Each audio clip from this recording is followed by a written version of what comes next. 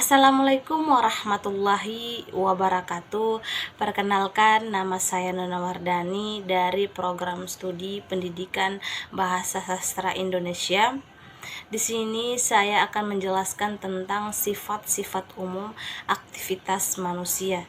Yang pertama, perhatian. Perhatian adalah pemusatan tenaga psikis yang tertuju kepada suatu objek. Perhatian juga merupakan banyak sedikitnya kesadaran yang menyertai suatu aktivitas yang dilakukan. Macam-macam perhatian. A. Atas dasar intensitasnya, yaitu banyak sedikitnya kesadaran yang menyertai suatu aktivitas atau pengalaman batin. Yang kedua, atas dasar cara timbulnya. Perhatian dapat dibedakan menjadi dua, yaitu perhatian spontan dan perhatian sekehendak. C. Atas dasar luasnya objek yang dikenal. Perhatian dapat dibedakan menjadi dua, yaitu perhatian terpancar dan perhatian terpusat. Hal-hal yang menarik perhatian. 1. Dipengaruhi dari segi objek. Yang menarik perhatian adalah hal yang di luar dari konteksnya atau hal yang menarik dari perhatian. Ada hal lain dari yang lain. B. Dipandang dari segi subjek.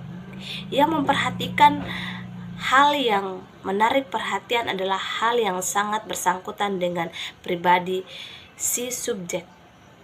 Yang kedua yaitu pengamatan.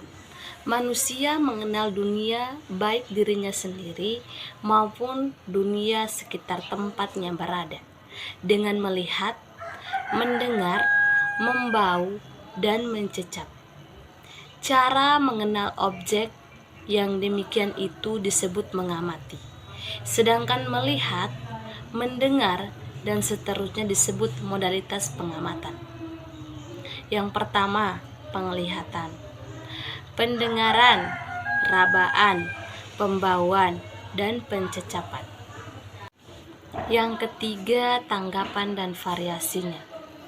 Tanggapan biasanya didefinisikan sebagai bayangan yang tinggal dalam ingatan setelah kita melakukan pengamatan.